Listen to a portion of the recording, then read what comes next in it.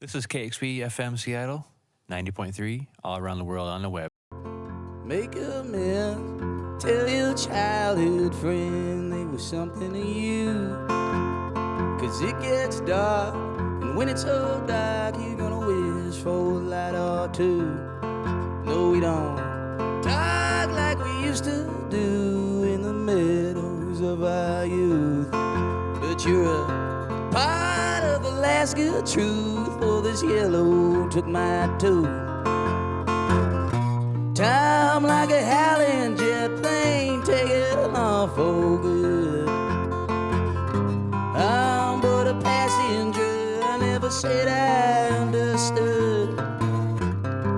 What good does this flying do? What good? Here I am, standing at the edge of this wooden pier. Through this fog, at the waterfront dock, see the ship sails disappear. Yes, it is gone to another shore where the sky's shining blue and clear. But is it wrong to expect return at the end of a troubled year? Good morning.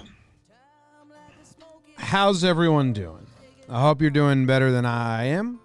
Hope you're having a fantastic day. I hope the programs that you use every single day don't just decide not to work sometimes and you don't know why, because that's an annoying way to start the day. Looks like we are live on YouTube and we are live on Facebook. So good morning to everyone that stuck it through. Kyle, Steve, Rob, Josh. Don't forget the intro, Osborne. This is Mornin. Little bite-sized bits of everything I enjoy. Music, baseball, books, geography, history, tiny little snippets. Man. Morning, everyone. Good morning. Max Lancaster and Facebook. Brett Blackler from Wollongong, Australia. Good day, Brett. We got Bill Alger from Montana. That's cool. I don't believe Periscope worked because why would it? Why the hell would that have worked? Yeah, it doesn't look like that worked, but again, that would make too much sense if everything that had been working for like 2 months straight continued to work. Why would that happen?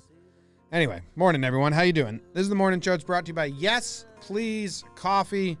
Honestly, the biggest struggle right now with the technology just fighting me every single day is that I try to save the coffee to drink it while I'm doing the show. And then I'm just sitting here getting crushed by technology with no coffee in my system, so it's like grumpy on top of grumpy. I'm usually not a grumpy person or a stressed out person. So the whole thing's annoying me. I don't like being stressed. Yes, please, coffee's here to save the day. Yes, please. I got mine. I made cold brew out of it. It's got ice. It's delicious. Freshly roasted beans sent to your door with no fuss every day. Pick your size, how often you need the beans, and Yes Please will send you a new and unique shipment every time. You can skip a shipment at any time you want. You can cancel at any time. Go to yespleaseplz.coffee/JohnBoy. Use discount code JohnBoy. You get 25% off your first purchase. Whew. They're helping me out. We're helping them out. They're helping us out. It's a cyclical thing. I need it to overcome this. So they're offering it. Bam. Yes, please, coffee. That song's by Trey Burt, which I told you guys last week that I found out about him from our podcast, Talking Folk, and I've been stuck on that song forever. The opening lines are super sad. They're kind of sad. They're kind of not. They're just about how, like, your childhood friends are crazy, and then you don't really talk to them that much anymore. Sad. That's how life works, though. It's like that Rise Against song. I've got some friends, some that I hardly know, but we've had some times I wouldn't change for the world. Swing life away. New episodes on John Boy Media today. We got Talking Sports just dropped. We got a Sequence episode with Kyle Gibson. So Sequence, I don't know how many people know this. I think I've announced it on here a couple times. It is a podcast now. So you can get the full conversation that Trevor has with these players, like, you know, what players they idolize, what players they look to for support and help, how they got to the strategy and the sequencing that they got to. You can find the full conversation on the podcast app. We'll probably make a separate YouTube for it as well. And the highlights of the actual, like, at-bat they're talking about will be on the YouTube channel. So look for that today with Kyle Gibson, Rangers pitcher right now. Laughs from the Past is out today, I believe. It's just a little laughs. It's about the world's dumbest naval attack. Let me tell you, it was dumb. Russia was trying to attack, I believe, the Japanese. Just all-out dumbness. John Boy and Jake Radio is coming up later today. I got to end this a little earlier because we got pushed back. I don't want to run into that. And what else is new today? Talking Knicks. Nope, that's the wrong logo. It's Talking Nets. We put the wrong logo. Talking Nets is out today with Keith and Hudson, and they interviewed Sarah Kustok. How do you say her last name? I've read it a bunch. I've never heard it that much. So anyway, someone in the chat says, already watched the Little Laughs today. Boom. Joe Diashane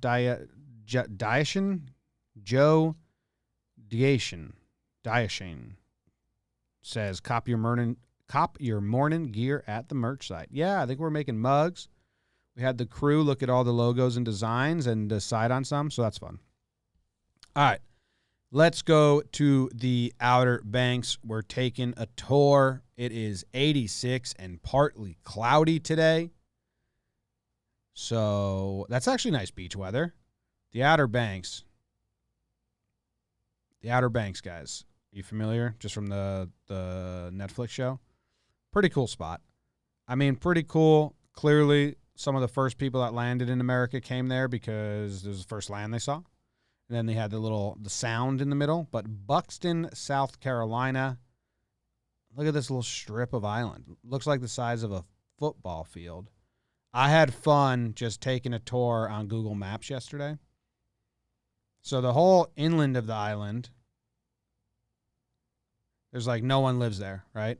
But then you got these campgrounds at the point. Like this point looks pretty cool. And there's a campground right there. That looks like an RV park. Showers, restroom. Yeah, maybe that's an RV park. I don't know. Little lagoon. I don't know. Anyone go to Buxton, Hatteras Island in the Outer Banks for their summers?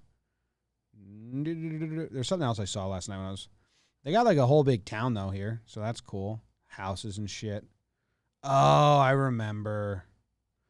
Producer Luke wanted me to open this segment up just with the little dude on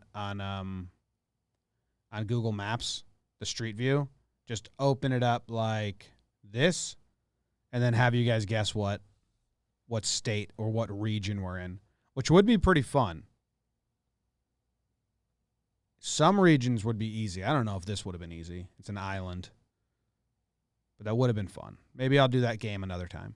All right. So there's a shipwreck, and all I wrote down was, where is it? Buxton, South Carolina, Hatteras Island, part of the Outer Banks near Cape Hatteras. The SS Lansing Shipwreck was listed on the National Register of Historic Places in 2013. So I want to find out about this shipwreck. I'm going to go down the rabbit hole a little bit. Because I know nothing. I should have done more research beforehand, but I was like, that sounds fun. Whoa. Wired has a video about it. Okay. Into it for people that are just listening. It's an old sunken ship underwater. Let's change the playback speed to as fast as we possibly can. Uh-oh. Okay, we're going into the... Whoa, never mind. Now we're back in time, and we're looking at it. Looks like it was an aircraft carrier. What the hell is that? Just a bunch of barnacles? Maybe I shouldn't have gone to speed. The barnacles look cool. Looks like a crazy person's backyard. They just got flower pots and lawn ornaments everywhere. There's something. Okay. This is fun. This is a game of how many things can Jimmy not describe all at once because he doesn't know shit about ships or barnacles. Looks like a little jellyfish. I got that, though.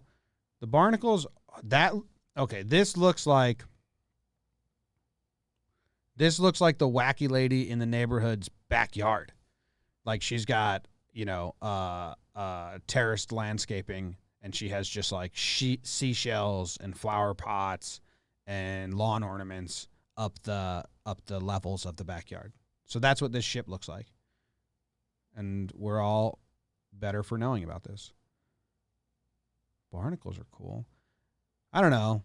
This isn't really a shipwreck video. It's just kind of a video of barnacles. And I was hoping more for shipwreck stuff.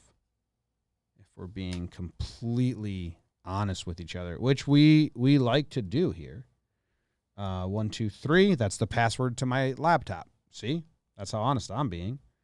1, 2, 3. I just got to get it in and out real quick. I don't even know why I have a password. I guess if I lose it on like the subway or the bus somewhere, people can't just hop on in. I hope they don't guess 1, 2, 3. I think it's too simple. People aren't guessing. Yeah.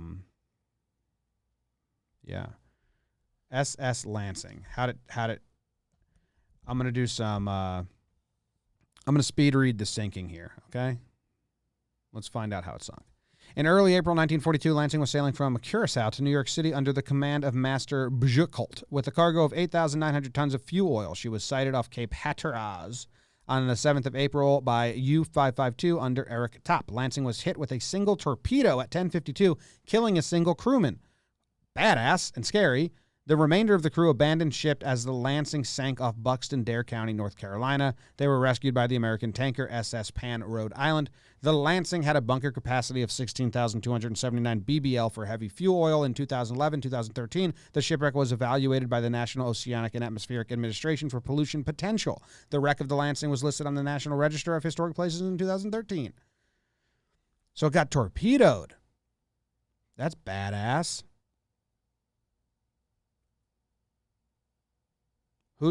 Who torpedoed it?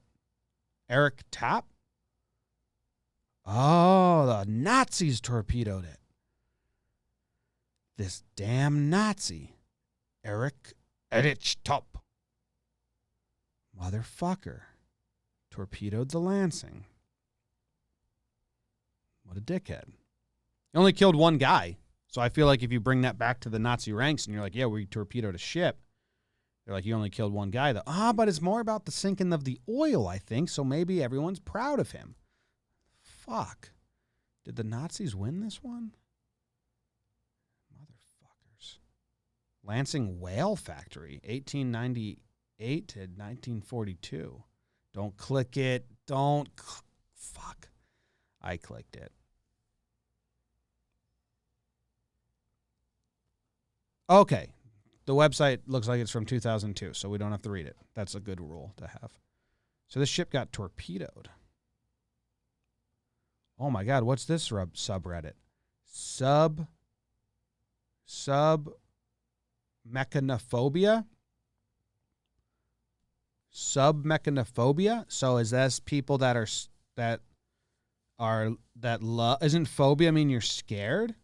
So this people that are scared of machines underwater? Is that what this subreddit is?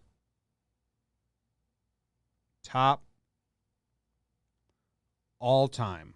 The fear of submerged machines. Okay. Apparently, there's a pipe that shoots diseased fish blood into the ocean. Sounds bad. Google Earth photo of pond helps find car of skeleton of Florida man. Oh, you guys remember that story? That was a huge story. I think we did that on JJI. The grand staircase of the Titanic before and after. I got to say, the all-time top post on sub machinery, isn't that cool? Oh, this is interesting. Just occurred to me that the seabed must be littered with shipping containers. That is cool. Or weird. I don't know. Anyway, we all learned about the fear of submerged machines. Submachinophobia? It can't be that simple. Submachinophobia? I don't know. I'm not gonna go down the rabbit hole with you, where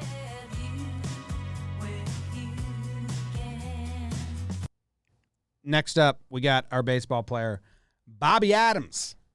Bobby Adams. I know you can't see the full picture with the layout, but I love a good fielding a ground ball picture.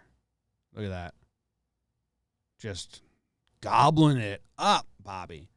Bobby Adams is part of a baseball family. He's got a brother that played, and he's got a son that played. Brother of Dick Adams, father of Mike Adams. So the Adams family. They are baseball royalty. I don't know how his brothers were. I don't know if they were any good or not. But Bobby played for the Reds from 46 to 54. He was 24 and 46. I wonder if he spent time in the war. And then, was that good timing? He was a bench player for 3 years, and then he finally became a starter. He had a pretty good season in 1952, which everyone remembers fondly. Then he bounced around to the White Sox. They picked him up at the deadline. Baltimore picked him up. Then he went to the Cubs. He broke up a no-hitter. This is a bullshit bullet point on Wikipedia. It says Adams broke a no-hitter when he hit a leadoff home run against Phillies pitcher Robin Roberts. But that doesn't make any sense, Wikipedia editor. He didn't break up a no-hitter, or maybe he did. The first hit of every game breaks up a no-hitter. Does a game have to start for a no-hitter to be broken up? After the first pitch, is it considered a no-hitter? And then if the first batter gets on, he broke up the no-hitter. If it's the first pitch of the game, it feels like there's no precedent set that a no-hitter has been established because the game hasn't started. So I think if you get a hit on the first pitch, you don't get credited as breaking up the no-hitter. But if you get a hit on the second pitch, maybe that gets credited at breaking up the no-hitter. Anyway, Adams broke a no-hitter. He had a leadoff home run against pitcher Robin Roberts, which is a great name. And then Robin Roberts retired the next 27 batters in a row. On May 13th, 1954. Let's find that game. May 13th, 1954. The Cincinnati Redlegs, as you know them, the Cincinnati Redlegs and the Philadelphia Phillies, which is still, people don't realize how funny of a nickname that is. It would be like the New Yorkers. It'd be like the Boston Bosses. No, that wouldn't be it. Anyway. All right, let's do a nickname check. We got Bobby, Roy, Gus. Are we in the 60s? We're in 54. Just the one-syllable names. Bob, Roy, Gus, Ted, Jim, John, Wally, Ed, Corky. Corky? It's got to be a nickname. We got a Corky on the mound for the Redlegs. Real name, Harold Lewis Valentine. How do you get the nickname Corky? No bio for him. Not a lot of info. See you later, Corky. On the Phillies, we had Willie Ritchie Earl, Dell, Granny. Dude's name was Granny Hammer. Smokey. Everyone knows Smokey. Smokey, 9-time All-Star, 1960 World Series. Nickname was Smokey. Birth name was Forrest Harrell Burgess. How do you get the nickname? Whatever its source, the name stuck, and he was Smokey to everyone except his wife, Margaret, who always called him Faust. You may call him Smokey, but I call him Faust. Varying sources offer varying explanations as to the origin of the name Smokey, with credit being given to the Smoky Mountains. That's the area of where he was born. Or a nickname his father had. Or his lack of speed on the base paths. Anyway, he grew up a Yankees fan. Good for you, Smokey. This dude's name was Granny Hammer. Hamner? Might have been pronounced Hamner. 3-time All-Star. Birth name Garvin. Went by Granny. So, obviously, we have to find out why he went by Granny. Because that seems unfortunate. Gran Hammer. He despised the nickname Granny. You think? Why would a dude be like, yeah, call me Granny. That's what I call my grandma. And I love her, so please call me Granny. He played 16 years for the Phillies, part of the time as a team captain, but many years in Philadelphia were less than idyllic. When Carpenter accidentally assigned a private detective to shadow Hamner, the relationship slipped from a volatile to a soap opera-like. Nor did Hamner's makeup ameliorate the situation. Described as a mean, hot-tempered, and plenty rough, the infielder's fire-eating personality often served to pour gasoline on the proverbial fire. Still, more than 50 years after he retired as an active player, the Virginia native continues to place among the Phillies statistical leaders at shortstop. Cool. So, Phillies fans, you guys know Granny Hamner? This is a name you know? Granville Wilbur Hamner. So, Granny makes sense. Also, that's not as fun. I thought it was like, he had old lady tendencies, so they called him Granny. So, anyway, in this game that we're looking at, there's the YouTube thing saying you suck. In this game, Robin Roberts gives up a home run to Bobby Adams. No idea if it was the first pitch. Then he goes fly ball, ground out, fly ball. So he's pitching the contact. How about that? Fly ball, strikeout. Strikeout, fly ball, strikeout. Is it a perfect game or a no-hitter? It would have been a perfect game? That's crazy, man. He went 27 up, 27 down after the first batter? That sucks. I hope our dude Bobby clipped him on the very, very, very first pitch. These are weird. These should be somewhere. I mean, I bet there's a section on Wikipedia for near misses of perfect games, but there's the story when Babe Ruth got ejected during the first at-bat when he was pitching, and the next pitcher came in and threw a perfect game. But, this dude, Robin Roberts, got 27 outs in a row in a single game. There should be a 27 outs club in a row. And it should just include people that the first batter of the game got a hit, or they're perfect, and then, the last batter of the game, they're perfect and then losing in extras. That's happened, right? This dude got 27 outs in a row in a single game. It's pretty impressive. Just one fucking pitch, and Robin Roberts would have a perfect game. Was Robin Roberts a somebody?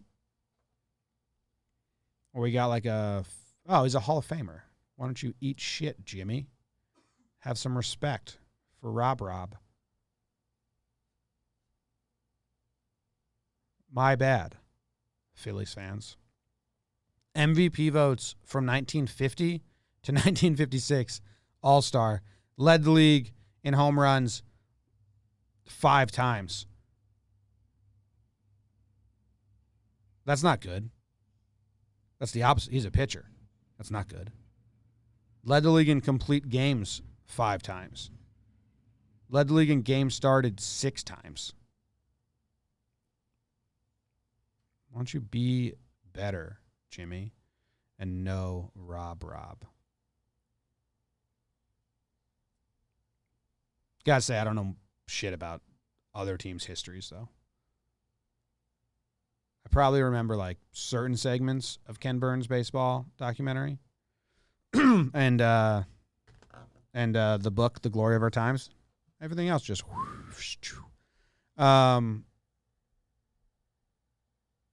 he's a Hall of Famer. MLB what is this? TSN Major League Player of the Year? That's an award they put there? When was that given out? TSN Major League Player of the Year by the Sporting News. Major League Player of the Year. They put this on Wikipedia? Did you guys know that Mike Trout was the Player of the Year last year? Not the MVP. The Player of the Year? Is this something people know? The Sporting News does this? How do they vote? Trout, Betts, Altuve, Donaldson, Kershaw, Miggy Cabs, Verlander, Hamilton, Pujols, A-Rod, Howard, Jones. I mean, it adds up. The Major League Player of the Year award by the Sporting News has been given out since the late 1930s, and 5 players have won it during consecutive seasons. Ted Williams, Joe Morgan, Albert Pujols, Miguel Cabrera, and Jose Altuve. Award distribution by position for the Sporting News Major League Player of the Year. 26 outfielders, 19 pitchers, 10 first basemen, 9 shortstops, 7 third basemen. What? Why are you saying all that? I don't know. Never heard of that. Whoa. This is, okay, we're back to Buxton, North Carolina. This is a cool drone shot of when it was flooding through. Those houses look like they're not fully built yet, so that's fine. But also, if you're developing and building those houses, it's probably like, maybe we shouldn't have built this. Maybe the oceanfront property ain't as cool as we thought. For people not listening, I accidentally closed out a tab. The tab below it was a YouTube video I had queued up that I didn't play about the ocean the tide just crashing into these, looks like apartment complexes in Buxton on Cape Hatteras. This car's going to drive through that puddle. I mean, that's a stream. Are they holding that sign up? I don't know if you can see it, but that sign here is like, it looks like there's strings being held by these people. Now the truck is going through the water. Now we got a surfing video up next. God, love a good surfing video. Where are you? This dude's surfing. Okay, caught a fish. Show me the surfing shot. Show me this. Okay, here we go. I used to wake up in the morning when I was like 12 through 14, and I always had a video camera. From 6th grade on, I always had a video camera, and I would film my cousin and his friends surfing in the morning. If there was big waves in Lavalette, they'd wake me up, like, come film. And then they'd sit and watch, and I felt cool because I was providing them a service, and they were the cool kids. They were the surfers. Oh, that's pretty. All right. Fuck. I feel like I'm doing a lot. 1, 2, 3. Password.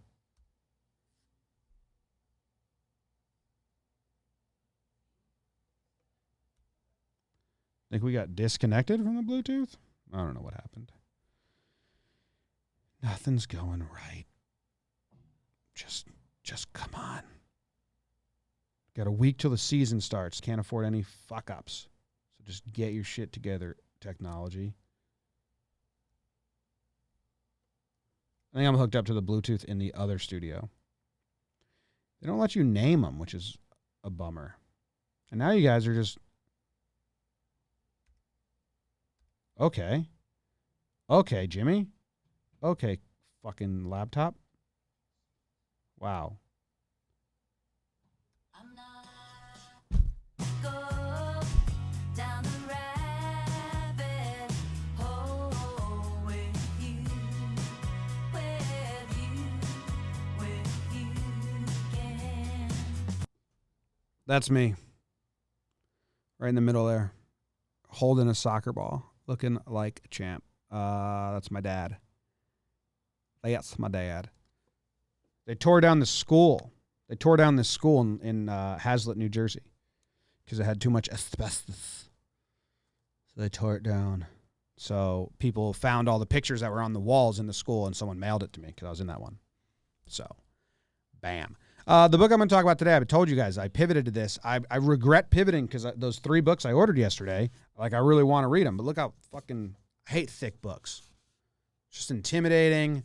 Can't put it in my back pocket, but I already have this much read, so that makes it this thick, which is still pretty thick. But yeah, expect, when I was reading the one about Wild Bill, so like once a week I was just telling you guys stories about Wild Bill. Well, expect some stories about Stonewall Jackson. Just be ready. The author is S.C. Gwynn. And I just read the whole paragraph that documents Stonewall Jackson and his slaves. And they do like S.C. Gwynn does the classic, he had slaves, but he treated them really well. So it's really hard to judge, the whole slavery process in the South. It's like, dude, he listed them next to the milk and butter as his property. He might not have beat them, but he fucking didn't free them. So stop trying to play that card all the time, Southerners. You know, it wasn't like what you think. Most masters actually treated him well. Oh, did they free him? No. They listed them on the same page as milk and butter and cows, which they did. Stonewall Jackson's wife did. Stonewall Jackson's a weird dude. Want to know why he's so weird? Because his wife and his friends say that no one knew the real him because when he was behind closed doors, he was like a little giddy kid. Like he would hide behind the door and be like, boo, and pop out and scare him. And he was like super snuggly and super playful. But because he was a military dude working at a military academy, and because I think in today's age, he would be labeled as Asperger's or something, which I don't know if that's incredibly offensive that I said that, but I think he would be because he was he had his quirks. But I think that's always interesting. Not a lot of people get to see every side of you. You know what I mean? Like, you work in an office with people. I worked in an office with people for 2 years. I was just talking to Luke about this. I worked in an office with people for 2 years. They didn't know who I was. I probably didn't know who they were. We just all just be normal as we fucking can for 8 hours a day and talk about small talk. And like, very rare that people get to see every side of you. Your sleepy side, tired side, your grumpy side, your cute side, your mean side. That's why you got to find someone who can see all those sides and be like, it's pretty good. I like you still. I told Katie that once. Like, you're the only person that sees the full fucking rainbow. You guys kind of see because I don't care, but I get frustrated. I mean, like fucking Jackson, I think I read some of this to you a while ago. He thought he needed a water cure because he was weird. He avoided pepper because it made his left leg shake. He wore wet shirts next to his body because he was so sick he thought he needed a water cure. When he was suffering the worst pain, he would fill a basin with cold water, put his face underwater, and hold his eyes open as long as he could, hold his breath. He would do that 6 times a day using water drawn from a well. 6 times a day, just shove his face in a bowl of water and open his eyes because he thought he needed that to survive. They all mocked him. Like the way he walked around campus in military academy in Virginia, they all would mock him. But then when they wanted to go to war, they were like, whoa, we want that guy. We want that guy. All right, I'm running late because of technology, and we got to run and do JJR. It starts in 2 minutes. And it's funny that Stonewall Jackson really just wanted to be a pastor. He just wanted to start a church. He did start a church for black children